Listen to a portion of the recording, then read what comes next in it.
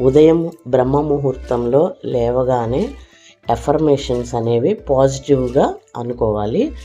Today I choose happiness and positivity అంటే ఈరోజు సంతోషం మరియు శక్తిని ఎంచుకుంటాను.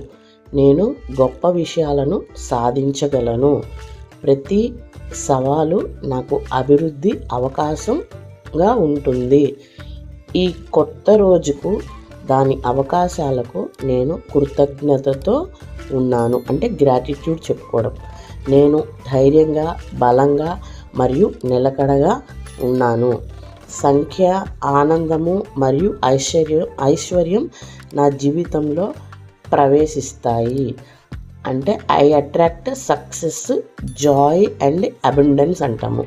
అబండెన్స్ అంటే మనకి మంచిగా మనకి ఐశ్వర్యం